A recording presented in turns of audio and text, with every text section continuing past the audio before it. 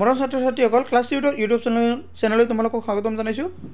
সপ্তম শ্ৰেণীৰ পাঠ নম্বৰ 17 মোগল যুগ ইয়াৰ সমাজ আৰু সংস্কৃতি নামৰ যিটো পাঠ আছে ইয়াৰ প্ৰশ্ন উত্তৰসমূহ মই বিতংভাৱে আলোচনা কৰিছোঁ। ভিডিঅ'টো যদি তোমালোকৰ ওচৰত ভাল লাগিছে এটা লাইক কৰিবা আৰু লগতে বন্ধু বান্ধৱীসকললৈ শ্বেয়াৰ কৰিবা আৰু চেনেলটো ছাবস্ক্ৰাইব কৰিবলৈ পাহৰি নাযাবা। চেনেলটো এইকাৰণে ছাবস্ক্ৰাইব কৰি ৰাখিবা যাতে তোমালোকৰ অন্য বিষয়ৰ প্ৰশ্ন উত্তৰসমূহ মোৰ এইটো চেনেলৰ জৰিয়তে পাব পাৰা। 1 নম্বৰ প্ৰশ্নটো কৈছে উত্তৰ দিয়া। তাৰে ক নম্বৰটো হৈছে চাচাৰামৰ সমাধি কোনে নিৰ্মাণ কৰিছিল? উত্তৰটো হ'ব শ্বেৰশ্বাহ। তাৰপিছত খ নম্বৰত কৈছে আকবৰৰ দিনত অট্টালিকা সজাওঁতে বিশেষভাৱে কি ব্যৱহাৰ কৰা হৈছিল? উত্তৰটো হ'ব ৰঙা শিলৰ গুৰি। গ নম্বৰ প্ৰশ্নটো হ'ল তাজমহল কোন নদীৰ পাৰত অৱস্থিত? উত্তৰটো হ'ব যমুনা নদী। ঘ নম্বৰ প্ৰশ্ন হৈছে ময়ূৰ সিংহাসন তৈয়াৰ কৰা কাৰিকৰজনৰ নাম কি? উত্তৰ বেবদন খাঁ। 5 নম্বৰ প্ৰশ্ন কৈছে অসমত ভক্তি আন্দোলনৰ ধাৰাটোক কি বুলি জনা যায়? উত্তৰ বৈষ্ণৱ আন্দোলন। 6 নম্বৰ প্ৰশ্ন কি দুটা ভাষাৰ সংমিশ্ৰণত উৰ্দু ভাষাৰ সৃষ্টি হৈছিল? উত্তৰ হিন্দুস্তানী আৰু পাৰ্চী ভাষাৰ সংমিশ্ৰণত উৰ্দু ভাষাৰ সৃষ্টি হৈছিল। 2 নম্বৰ প্ৰশ্নটোত কৈছে শুদ্ধ উত্তৰ বাছি উলিওৱা। ক নম্বৰটো হ'ল ফতেপুৰ চিক্ৰীৰ অট্টালিকা নিৰ্মাণ কৰিছিল জাহাংগীৰ, আকবৰ, বাবৰ। এইটো হ'ব আকবৰ। ক নম্বৰত কৈছে তাজমহল নিৰ্মাণ কৰা হৈছিল ৰঙা শিলৰ গুৰিৰে, সুধা বগা মাৰ্বলেৰে, ইটা চিমেণ্টেৰে। ইয়াৰ উত্তৰটো হ'ব সুধা বগা মাৰ্বলেৰে। গ নম্বৰটো হৈছে ভক্তি আন্দোলনৰ গুৰি ধৰোতা আছিল ৰমানন্দ গুৰু নানক শংকৰদেৱ। এইটো হ'ব ৰমানন্দ। ঘ নম্বৰত কৈছে মোগল চিত্ৰশিল্পই চৰম উৎকৰ্ষ সাধন কৰিছিল জাহাংগীৰ, শ্বাহজাহানৰ, ঔৰংগজেবৰ শাসনকালত জাহাংগীৰ। ঙ নম্বৰত কৈছে তুৰ্কী ভাষাৰ তুজুকি বাবৰি নামৰ আত্মজীৱনীখনৰ ৰচক আছিল বাবৰ, আকবৰ, হুমায়ুন। এইটো হ'ব বাবৰ। 3 নম্বৰত কৈছে খালী টাইপৰ কৰা। ক নম্বৰটো হ'ল পানীপথৰ কাবুলবাগ আৰু চম্বলৰ ঢেচ বাবৰে নিৰ্মাণ কৰিছিল। এইটো হৈছে জুম্মা মছজিদ। তাৰপিছত খ নম্বৰত কৈছে ঢেচৰ শাসনকাল মোগল স্থাপত্য শিল্পৰ স্বৰ্ণযুগ বুলি জনা যায়। এইটো হ'ব শ্বাহজাহানৰ শাসনকাল।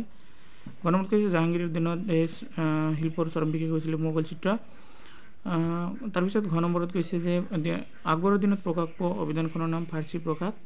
এইটো ফাৰ্চী প্ৰকাশ। ঙ নম্বৰটো হৈছে অসমৰ বৈষ্ণৱ আন্দোলনৰ ধাৰাটোৰ মুখ্য প্ৰৱৰ্তক আছিল শ্ৰীমন্ত শংকৰদেৱ। 4 নম্বৰ প্ৰশ্নত কৈছে 50টামান শব্দৰ ভিতৰত উত্তৰ লিখা। তাৰমানে যিকেইটা প্ৰশ্ন আছে গোটেইকেইটা প্ৰশ্ন উত্তৰ 50টা শব্দৰ ভিতৰত লিখিব লাগিব। তাৰে ক নম্বৰ প্ৰশ্নত কৈছে এজন চিত্ৰকৰ আৰু সমালোচক হিচাপে জাহাংগীৰে ভাৰতীয় চিত্ৰকলাৰ কেনেদৰে পৃষ্ঠপোষকতা কৰিছিল? উত্তৰটো হ'ব জাহাংগীৰৰ দিনত মোগল চিত্ৰশিল্পই চৰম উৎকৰ্ষ সাধন কৰিছিল। তেওঁ এজন নিজে চিত্ৰপ্ৰেমী হোৱাৰ লগতে অভিজ্ঞ চিত্ৰ সমালোচক আছিল। কল্পনাৰ পৰিৱৰ্তে বাস্তৱক প্ৰাধান্য দিবলৈ তেওঁ চিত্ৰসকলক আহ্বান জনাইছিল। তেওঁৰ দিনত ক্ষুদ্ৰ চিত্ৰশিল্পই এক সুকীয়া আসন দখল কৰিছিল। এওঁৰ দিনত ভাৰতৰ বিভিন্ন প্ৰাক্তন চিত্ৰশিল্পৰ বিদ্যালয় গঢ়ি উঠিছিল। বিখ্যাত চিত্ৰকৰ মনছুৰ, মুৰাদ, বিখন দাস আদিয়ে জাহাংগীৰৰ ৰাজসভা শুৱনি কৰিছিল। খ নম্বৰ প্ৰশ্ন হৈছে মোগল যুগৰ স্থাপত্য কলা সংস্কৃতিলৈ শ্বাহজাহানৰ অৱদান। উত্তৰ শ্বাহজাহান মোগল যুগৰ স্থাপত্য ভাস্কৰ্যৰ প্ৰকৃত নিৰ্মাতা বুলি কোৱা হয়। শ্বাহজাহানে কেৱল স্থাপত্য ভাস্কৰ্য নিৰ্মাতে গুৰুত্ব দিয়া নাছিল, এইবোৰক সংৰক্ষণৰ ব্যৱস্থা কৰিছিল। শ্বাহজাহানৰ ৰাজত্বকালক কলা সংস্কৃতিৰ স্বৰ্ণযুগ বোলা হয়। শ্বাহজাহানে নিৰ্মাণ কৰা তাজমহল তেওঁৰ পত্নী প্ৰেমৰ অমৰ সাক্ষী। তদুপৰি আগ্ৰাৰ দুৰ্গৰ ভিতৰত তেওঁ বহুতো অট্টালিকা সজাইছিল। মাৰ্বলেৰে নিৰ্মিত শ্বাহজাহান চহৰখনো তেওঁ নিৰ্মাণ কৰিছিল। শ্বাহজাহানে আজমিৰতো ভালেমান স্থাপত্য নিৰ্মাণ কৰি শিল্প প্ৰীতিৰ পৰিচয় দিছিল। হীৰা মুকুতাৰে নিৰ্মিত ময়ূৰ সিংহাসন শ্বাহজাহানৰ দিনতে সাজি উলিওৱা হৈছিল। শ্বাহজাহান এগৰাকী সাহিত্যিক অনুৰাগী আছিল। গ নম্বৰ প্ৰশ্নত কৈছে আকবৰৰ ধৰ্মনীতিয়ে মোগল যুগক কেনেদৰে প্ৰভাৱিত কৰিছিল? উত্তৰটো চোৱা কৈছে কি সম্ৰাট আকবৰৰ গোড়া মুছলমান হ'লেও ধৰ্মৰ ক্ষেত্ৰত তেওঁ এক উদাৰ নীতি গ্ৰহণ কৰিছিল। সেয়েহে পিছলৈ এখন বিশাল সাম্ৰাজ্যৰ অধিপতি হোৱাৰ ক্ষেত্ৰত আকবৰৰ ধৰ্মনীতিয়ে বিশেষভাৱে অৰিহণা যোগাইছিল। তেওঁ ইবাদখানা বা প্ৰাৰ্থনা গৃহ সাজি তালৈ অন্য ধৰ্মৰ লোককো ধৰ্মীয় আলোচনাৰ বাবে নিমন্ত্ৰণ জনাইছিল। সকলো ধৰ্মৰ হাৰ কথাবোৰ শুনি আকবৰ মোহিত হৈছিল। পাছত সকলো ধৰি হাৰ মৰ্ম লৈ তেওঁ দিন ইলাহী নামৰ এটি নতুন ধৰ্ম মত উলিয়াইছিল। আকবৰৰ শাসনকালত সকলো ধৰ্মক সমানে চোৱাৰ নীতিৰে তেওঁ এই ধৰ্মমত প্ৰয়োগ কৰিছিল। আন ধৰ্মৰ মানুহকে ধৰ্মীয় স্বাধীনতা দিয়াটো তেওঁ ধৰ্মনীতিৰ এক প্ৰধান বৈশিষ্ট্য আছিল। ফলত আকবৰৰ ধৰ্মনীতি মোগল সমাজত এক ইতিহাসক প্ৰভাৱ পেলাইছিল।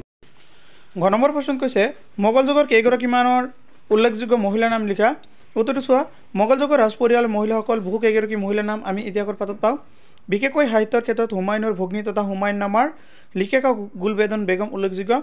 জাহাংগীৰৰ সম্ৰাজ্ঞী নুৰজাহান বেগম আৰু শ্বাহজাহানৰ দুই জীয়াৰী জাহানাৰা আৰু ৰচনাৰাই ৰাজনৈতিক ক্ষমতা লাভ কৰিছিল বুলি জনা যায়। আনহাতে শ্বাহজাহান তেওঁৰ পত্নী মমতাজ মহলৰ নাম তাজমহলৰ ৰূপত অমৰ কৰি থৈ গৈছে। সম্ৰাটসকলৰ হিন্দু পত্নীৰ ভিতৰত যোধাবাই, মানবাই, জগত গোসাঁই ইত্যাদিৰ নাম উল্লেখ পোৱা যায়। 6 নম্বৰ প্ৰশ্নত কৈছে তলত দিয়া ছবিবোৰৰ ওপৰত তোমাৰ নিজৰ বহি দহটাকৈ বাক্য লিখা। তাৰ ভিতৰত এটা আছে কামাখ্যা মন্দিৰ, হুমায়ুনৰ সমাধি, কুতুব মিনাৰ, মুদ্ৰা। এইকেইটাৰ বিষয়ে আমি আলোচনা কৰিব লাগিব। তাৰে প্ৰথমটো হৈছে কামাখ্যা মন্দিৰ। উত্তৰটো চোৱা। কামাখ্যা মন্দিৰ এখন শক্তিপীঠ, গুৱাহাটীৰ নীলাচল পাহাৰত অৱস্থিত। কিছুমান ধৰ্ম পুথিমতে কামাখ্যা মন্দিৰ প্ৰাচীন কামৰূপৰ সমাজত আছিল। কথিত আছে যে কামাখ্যা মন্দিৰলৈ অহা যোৱা বাটটো পোনপ্ৰথমে নৰকাসুৰে নিৰ্মাণ কৰিছিল। তাৰপিছত আছে হুমায়ুনৰ সমাধি। উত্তৰটো চোৱা। হুমায়ুন সমাধিত দিল্লীত আছে। বাবৰৰ পুত্ৰ হুমায়ুনে পাৰ্চিয়ান কাৰিকৰ মিৰ্জা গিয়াছৰ হতুৱাই নিৰ্মাণ কৰাইছিল। এবাৰ আছে কুতুব মিনাৰ। কুতুব মিনাৰ দিল্লীত অৱস্থিত। ডাক বংশৰ প্ৰতিষ্ঠাতা কুতুব উদ্দিন আইবাকে প্ৰখ্যাত কুতুব মিনাৰ সজোৱাৰ কাম আৰম্ভ কৰে, কিন্তু নিৰ্মাণ কাৰ্য শেষ কৰে ইলতুৎমিছে। এবাৰ আছে মুদ্ৰা। মুদ্ৰা বিনিময়ৰ অন্যতম মাধ্যম। বৈদিক যুগত মুদ্ৰা মৰোৱা প্ৰথাৰ প্ৰচলন আছিল। সৰহভাগ প্ৰাচীন ভাৰতীয় মুদ্ৰাৰ ৰূপত আছিল। মোগল সম্ৰাটসকলে ৰূপ, ব্ৰহ্ম, তাম আৰু সোণৰ মুদ্ৰা মৰাইছিল। তোমালোকৰ আজিৰ ভিডিঅ' এইখিনিলৈকে। ভিডিঅ'টো সম্পূৰ্ণ কৰি চোৱাৰ বাবে তোমালোকক সকলোকে ধন্যবাদ জনাইছোঁ।